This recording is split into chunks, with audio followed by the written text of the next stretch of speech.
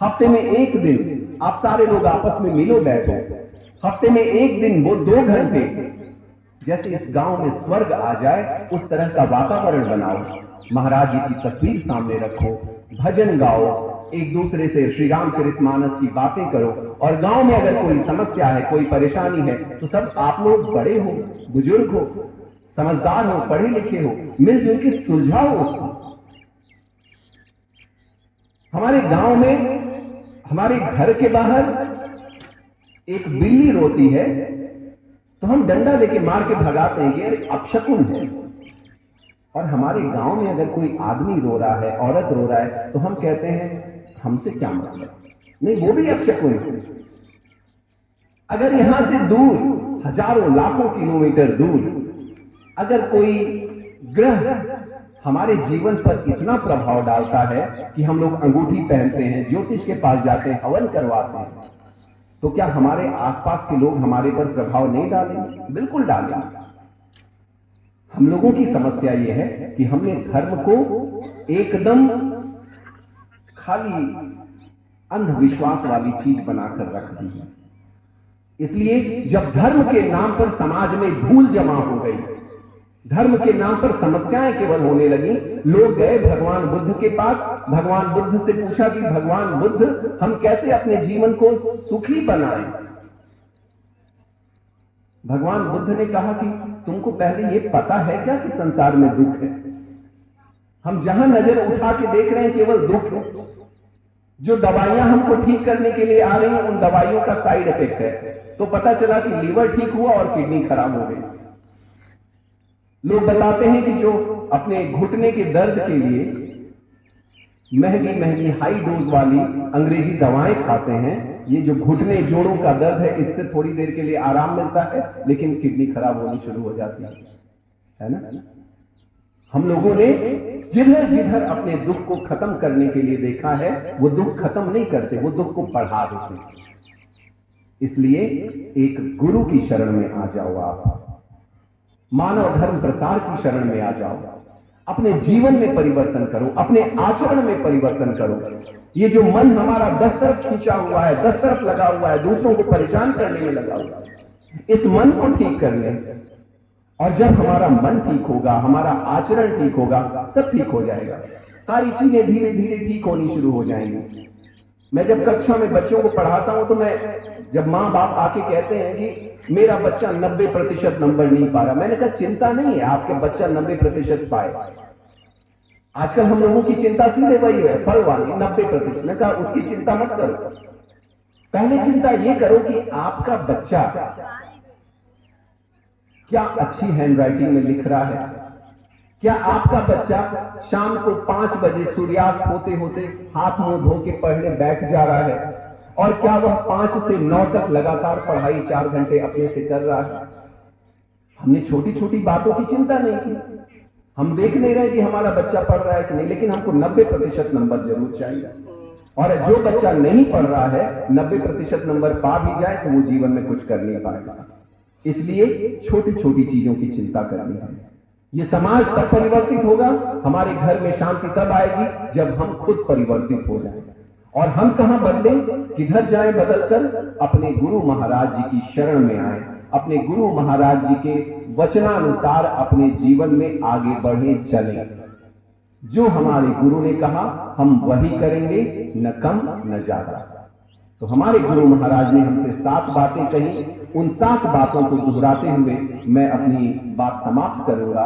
सबसे पहले हमारे गुरु महाराज ने कहा कुछ भी बनने से पहले आप मानव बने। आप इंजीनियर हो सकते हो, क्या फायदा अगर आपके अंदर सत्य न्याय धर्म नहीं है। आपने ऐसा पुल बनवाया कि वो पुल 2-4 दिन में धराशायी हो गया, 2-4 साल में धराशायी हो गया, बहुत सारे लोग मारे गए। किस काम की आपकी इंजीनियरिंग?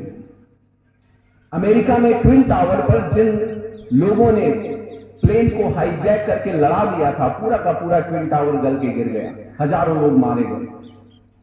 उस प्लेन को जो हाईजैक करके उड़ाने वाले लोग थे वो बहुत बड़े पढ़े लिखे लोग थे, लेकिन उन्होंने अपनी पढ़ाई का इस्तेमाल क्या किया? लोगों को, निर्दोषों को मारने में। अब बहुत अच्छे डॉक्टर बन गए, आपके पास एक गरीब आदमी गया, डॉक्टर साहब दांत में दर्द है, और उस बेचारे का आपने 50-100 रुपए में इलाज करने की बजाय 5,000 रुपए का चेकअप करवा दिया। क्या फायदा हुआ आपके डॉक्टर बनने का? आप प्रधान बन गए, लेकिन प्रधान बनने के बाद आपने गांव के लोगों को एक रखना आवश्यक नहीं समझा, या नालियां बनवाना, सामुदायिक शौचालय बनाना, पुस्तकालय बनवाना जरूरी नहीं समझा। आप केवल अपना घर भरते रहे। क्या फायदा हुआ आपके नेता बनने का? तो श्री महाराज जी ने कहा, कुछ भी बनने से पहले मानव बनो, मनुष्य बनो। दूसरा सिद्धांत, झूठ बोलने वाला कभी आगे नहीं बढ़ सकता, और आगे बढ़ भी जाएगा खत्म हो जाएगा। उस झूठ से जो कुछ भी अर्जित हुआ, अगर नींव खराब है तो मकान अच्छा कैसे बनेगा? तो आपने उस झूठ की नींव पर जो कुछ अर्जित किया है वो सब खत्म हो जाना है। इसलिए कभी आपके घर, आपके पति, आपका बच्चा या कोई भी ले आके इतनी मोटी गड्डी रख दे, पूछना मत भूलना कि ये पैसा कहां से आया है। महात्मा गांधी हिंद स्वराज में कहते हैं कि इस पूरे भारत की सबसे बड़ी समस्या यह है कि पहले जो घूसखोर और बेईमान होते थे, उनके घर आदमी जाने से डरता था, उनके घर खाने से डरता था कि अरे पता नहीं कैसा अन्न लेके आया है।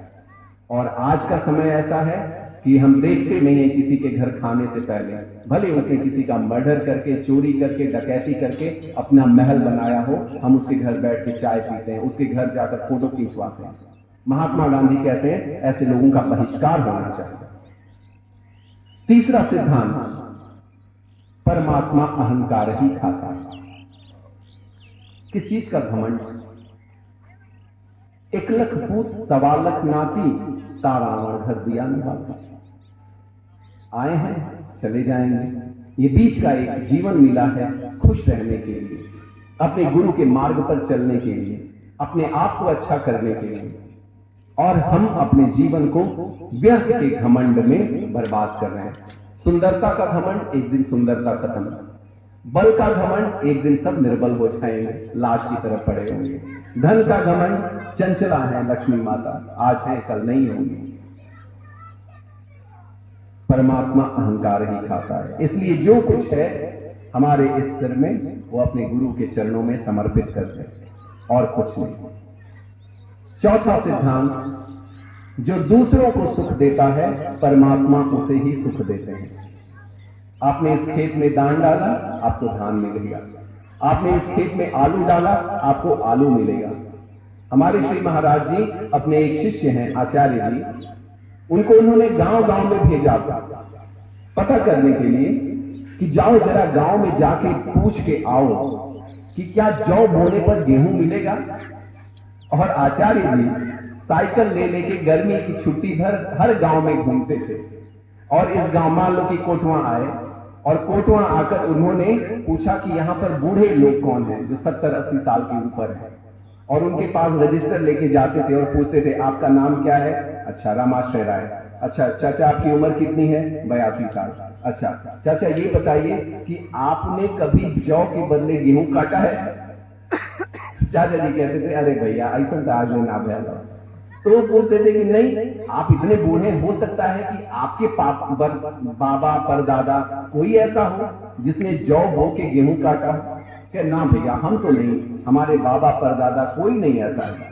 कुछ लोग तो उनको दौड़ा लेते थे, अरे मजाक कर रहा है, बेवकूफ बना रहा है। उन्होंने पूरा रजिस्टर भरा और महाराज जी के सामने ले आके रखा और कहा कि महाराज जी, हमारे गुरुदेव के पास, कि महाराज जी मैंने गांव-गांव में पूछा, 80-90 साल तक के लोगों से पूछा, कोई नहीं बोला कि जौ बोकर गेहूं काट सकते हैं। तो महाराज जी कहे अच्छा, इसका मतलब है कि जौ बो के जौ ही मिलेगा। यही संसार का नियम है। हम जो दुखी हैं, हमने कभी दुख दिया है किसी को, इसलिए दुखी। तो सुख पाने का सीधा साधा रास्ता है कि हम सुख बोना शुरू कर दें, दूसरे के जीवन में सुख दे दें, अपने घर में सुख देना शुरू कर दें, अपने सास ससुर को, अपने भाई को, अपने पड़ोसी को, अपने बच्चे को। बहुत दूर जाने की जरूरत नहीं, इसी गांव में कोई दुखी है, जाके सुख दें। और सुख की शुरुआत, सुख पैसे से तो है नहीं, दुनिया में कोई सुख ऐसा है नहीं जो पैसे से दिया जा सकता है। लेकिन आप किसी से प्यार से बात कर लो, कोई अंधा है, उसको आप चाचा जी प्रणाम कह सकते हो, अरे अंधरा प्रणाम, अरे अंधरा कहाँ जाते हो, ये कहने से तो आप दुख ही दे रहे हो उसको। छोटी छोटी चीजों में सुख दिया जा सकता है। तो हमारे श्री महाराज जी ने कहा, जो दूसरों को सुख देता है परमात्मा उसे ही सुख देते हैं। पांचवा सिद्धांत, परोपकारी धर्मात्मा बिना साधन तक के भी ईश्वर को प्राप्त कर लेता है। इस पर बहुत चर्चा की जरूरत नहीं, आप सब लोग समझदार हैं। गोस्वामी तुलसीदास जी कहते हैं, परहित सरिस धर्म नहीं भाई, पर पीड़ासम नहीं अदमाई। दूसरे को आप पीड़ा दे रहे हो, इससे बड़ा कोई पाप नहीं है, और दूसरे पर आप उपकार कर रहे हो, इससे बड़ा कोई धर्म नहीं है। तो हम कैसे परोपकार कर सकते हैं? बड़ी छोटी सी बात है, ये सिंपल सी बात है। और हमारे श्री महाराज जी कहते हैं, सत्य न्याय धर्म की स्थापना में आपका सहयोग अपेक्षित है। तो जिन बातों पर चर्चा हुई उनको अपने जीवन में उतारिए। इस गांव में शाखा लग रही है तो उस शाखा में जाइए, और नहीं लग रही है तो हफ्ते में एक दिन आप सभी लोग श्री महाराज जी की फोटो के सामने बैठिए, चर्चा करिए, बात करिए, भजन गाइए, प्रसाद लीजिए, और घर घर में महाराज जी के वचनों को कैसे फैलाया जा सकता है, कैसे पूरा किया जा सकता है, इस पर विचार कीजिए। उन्होंने तो हमारी दिन रात चिंता की है और कर रहे हैं अहर्निश। हम उनकी चिंता कर रहे हैं कि नहीं, और उनकी चिंता यही है कि कैसे समाज से दुख दूर हो। बस इतनी सी बात कहते हुए मैं आप सभी लोगों को प्रणाम करता हूं। आप सभी लोग यहां आए, हमारे श्री महाराज जी के वचनों को आपने सुना, और ये बात अब केवल सुनने तक नहीं रहनी चाहिए, ये हमारे अपने जीवन में, हमारे गांव समाज में उतरनी चाहिए। और ये जो मानवता की लौ है, ये जो मानवता का दिया है, ये जलता रहना चाहिए। बोलिए श्री महाराज जी की जय, मानव धर्म प्रसार की जय।